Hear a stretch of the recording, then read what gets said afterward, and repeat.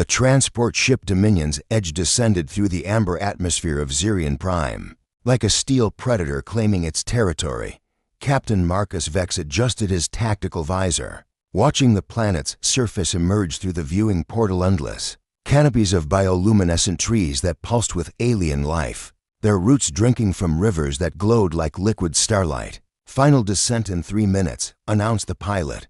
"All hunting parties, prepare for deployment." Vex turned to address his clients, 5 of the wealthiest individuals in the outer colonies. Lady Serafina Kane, heiress to the mining cartels, checked her plasma rifle's charge indicator. Beside her, corporate executive Thorne Blackwater reviewed holographic prey profiles on his tactical display. The others, Minister Hadrian Cross, Admiral Ressa Vale, and young Air Damon Krull, completed their equipment checks with practiced efficiency. "Remember the rules," Vex announced, his voice carrying the authority of someone who had orchestrated hundreds of these expeditions. "We're hunting Class A apex predators today. Zirion shadow maws 8 feet at the shoulder, claws that can shred, titanium steel, and intelligence ratings that rival sentient species. They're bred for perfection, engineered for the ultimate challenge." The ship touched down on the landing platform of Blood Moon Base, a luxury hunting lodge disguised as a research facility. Through reinforced transperistal windows, the hunters could see the preserve stretching endlessly into the horizon, a carefully maintained ecosystem where genetically enhanced predators roamed free, unaware they were merely livestock for sport. Vex led them through the armory, where each hunter selected their preferred killing instruments.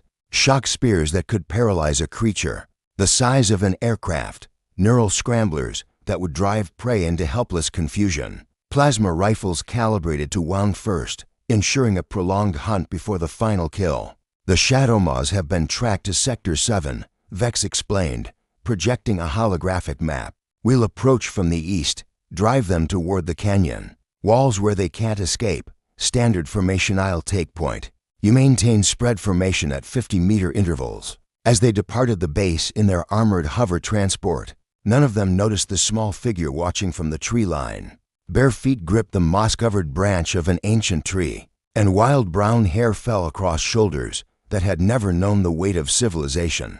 The girl's eyes, green as the deepest jungle pools, tracked their movement with the keen awareness of a born predator. She dropped silently to the forest floor and began to run, deep in Sector 7. The hunting party had been tracking their prey. For 3 hours, the Shadow Maw's trail was fresh, massive paw prints in the phosphorescent mud, claw marks scoring the bark of towering trees, and the distinctive musk that made even experienced hunters' hearts race with primal fear. "Movement to 100 meters northeast," whispered Admiral Vale through the calm system. Her military background showed in her precise positioning and steady aim.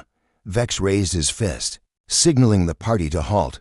Through his scope, he could see them 3 magnificent Shadow Maws drinking from a crystal stream.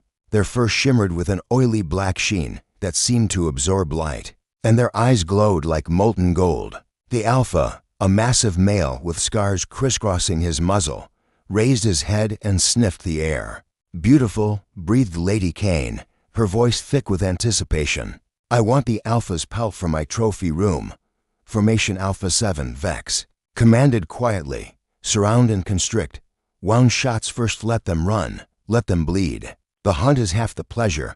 The hunters began their careful approach, weapons charged and ready. Damon Krell, barely 22 and eager to prove himself among the elite, moved too quickly. A branch snapped under his boot. The Shadow Maws' heads snapped up in unison. The Alpha's lips pulled back, revealing fangs like curved daggers. A low growl rumbled from deep in his chest, a sound that had once struck terror into the hearts of an entire planet's ecosystem. "Now," Vex shouted. Plasma bolts erupted from 5 different positions.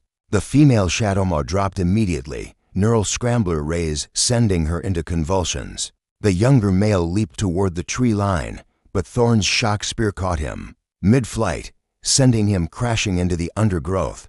But the Alpha, the magnificent, scarred Alpha, charged directly at Vex with the fury of a dying god. His massive claws struck sparks from the captain's energy shield.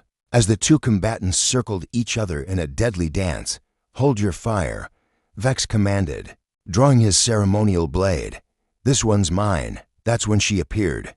From the shadows, between the trees, a figure stepped into the clearing. Small, fragile-looking, wearing clothes made from woven vines and animal hide. The girl couldn't have been more than 15, her dark hair tangled with leaves and flowers. Her feet bare and silent on the forest floor, she walked directly toward the snarling alpha Shadowmaw.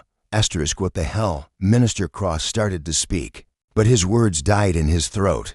The girl moved with a fluid grace that seemed to defy the chaos around her. Plasma fire still crackled through the air. The wounded Shadowmaws were crying out in pain, and the alpha was poised to strike Vex with claws that could disembowel a man in one swipe. She walked between them. No fear, no hesitation. She simply stepped into the space where violence was about to explode and stood there. One small hand extended toward the massive predator. The alpha Shadowmaw froze, his golden eyes fixed on the girl, and something extraordinary happened. The rage drained from his posture, his hackles lowered. The growl in his throat became a questioning whine. "Impossible," whispered Lady Kane, her rifle still trained on the scene, but her finger paralyzed on the trigger. The girl spoke not in words, but in the same low, melodic tones the Shadowmaws used to communicate with their pack. The alpha tilted, his massive head, listening intently. Then, to the absolute shock of every hunter present, he lowered his muzzle and pressed it gently against her outstretched palm. She's talking to it," Admiral Vale said, her voice barely audible. Vex had seen impossible things in his years leading hunting expeditions, but nothing had prepared him for this. The girl was somehow communicating with the apex predator in its own language. More than that, she was calming it, comforting it. The beast that moments before had been ready to tear him apart was now nuzzling against her hand. Like a domesticated pet, the girl turned to look at the wounded female Shadowmaw. Still convulsing from the neural scrambler, her green eyes filled with an anger more terrible than any predator's rage. She walked to the fallen creature and knelt beside it, placing her hands on its trembling flank. "You hurt them," she said, her first words in the human tongue. Her voice was soft, but it carried across the clearing like a judgment. Thorn Blackwater raised his plasma rifle. "It's just some feral child, probably delusional from living alone. I'll put her out of her misery." The alpha Shadowmaw's response was immediate. He spun toward Thorn with a snarl that shook leaves from the trees. But the girl raised one small hand, and the predator stopped mid-lunge. "Lower your weapons," she said quietly. "Like hell we will," Thorn snarled. "You're just lower them." This time her voice carried something indefinable, something that reached into the deepest part of their minds where primitive instincts still dwelt. "You came here to kill. I'm asking you to choose something else." One by one, the hunters found their targeting systems wavering. Their hands began to shake. For 30 seconds, the clearing existed in perfect tension. 5 of the most powerful individuals in the colonized galaxy stood with weapons raised against a barefoot girl who couldn't have weighed more than 100 pounds. The wounded Shadowmaws watched with intelligent eyes, while their alpha waited for a signal that would determine whether this encounter ended in death or something unprecedented. Damon Krell broke first. The young heir had come to Zirian Prime to prove his worthiness to inherit his family's empire. But standing in this clearing, watching the girl tend to the injured creatures with infinite gentleness, something fundamental shifted inside him. His shock spear clattered to the ground. "Damon, what are you doing?" Lady Kane hissed. "I can't," he whispered. "Look at her. Really look at her. She's not afraid of us. She's not afraid of them. She's just sad that we hurt her family." The girl looked up at him, and for a moment her expression softened. "Thank you," she said simply. Admiral Vale was next. Her military training had prepared her for many things, but not for the sight of a child who had somehow survived alone on a world full of apex predators. Not for the realization that the creatures they hunted weren't mindless beasts, but intelligent beings capable of forming bonds, feeling loss, and as evidenced by their response to the girl experiencing love. Her plasma rifle joined Damon's. Spear on the ground. "Vale," Captain Vex barked, "remember your contracts." Remember what you paid for. I remember what I am, Vale replied quietly, and I'm not a murderer. The girl was helping the wounded female shadow maw to her feet. The neural scrambler's effects were wearing off, and the creature was able to stand, though she leaned heavily against her young protector. The younger male had recovered as well and was limping over to join his pack. Minister Cross and Lady Kane still held their weapons, but their hands were shaking visibly now. Captain Vex maintained his stance, but his ceremonial blade seemed suddenly heavy in his grip. She's just one girl, Thorne snarled, his corporate executive's mind trying to calculate the cost of backing down. We've paid millions for this hunt. We have contracts, obligations to whom? The girl asked, looking directly at him. Your contracts are with Captain Vex. But what contract do you have with your conscience? Thorne's plasma rifle wavered. In boardrooms across the galaxy, he had made decisions that affected millions of lives, always with cold calculation and perfect confidence. But here, faced with this child's quiet moral certainty, his corporate armor cracked. The rifle fell from his hands. Lady Kane and Minister Cross exchanged glances. They were the last holdouts, the final barrier between the old way and whatever this moment was becoming. This is madness, Lady Kane whispered, but her voice lacked conviction. The rifle in her hands felt impossibly heavy, like it was made of collapsed star matter rather than lightweight alloys. Minister Cross had built his political career on projecting strength, on never showing weakness before adversaries. But as he watched the girl stroke the Alpha Shadowmaw's massive head, as he saw the creature's golden eyes reflect something that could only be called love, he began to understand that perhaps he had been mistaken about what strength really meant. His weapon joined the others on the forest floor. Captain Vex stood alone now, his ceremonial blade gleaming in the filtered sunlight. Round him, 5 of the wealthiest and most powerful people in known space had surrendered their weapons to a teenage girl who owned nothing but the clothes on her back and the trust of creatures that could kill them all without effort. You're destroying everything, he said to the girl, but his voice was hollow. This is how the universe works. The strong hunt the weak, predators and prey. It's natural law.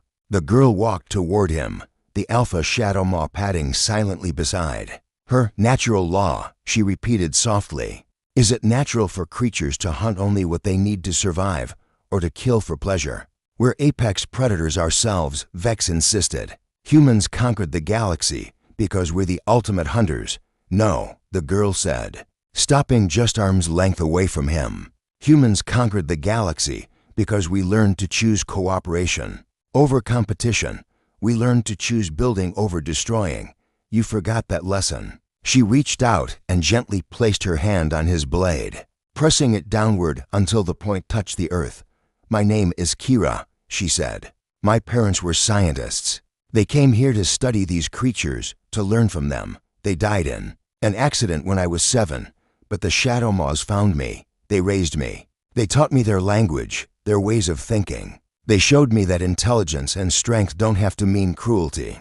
Captain Vex looked into her eyes and saw something that made his blade suddenly feel like a burden, rather than a weapon. In 8 years of leading hunting expeditions, he had never seen a human look at him with such complete absence of fear. Not the reckless bravado of inexperienced hunters, but the serene confidence of someone who truly understood her place in the world. His blade slipped from his fingers. The moment it touched the ground, the Alpha Shadowmaw stepped forward and, to everyone's amazement, dipped his massive head in what could only be interpreted as a bow of acknowledgement. What happens now? Admiral Vale asked quietly. Kira smiled, the first genuine smile any of them had seen from her. Now you go home. You tell people what you learned here. You end the hunts. The corporations will send others, Thorne said. There's too much money involved. Then I'll be here waiting for them too, Kira replied simply.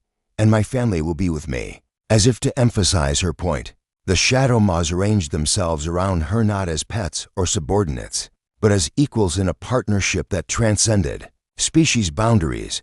The hunting party stood in the clearing for another hour, watching Kira tend to the wounded creatures, seeing how she moved among them with absolute trust and mutual respect. When they finally returned to their ship, each of them carried something they hadn't brought with them. The knowledge that strength could manifest as protection rather than domination, and that sometimes the most powerful thing in the universe was a single person choosing to be kind.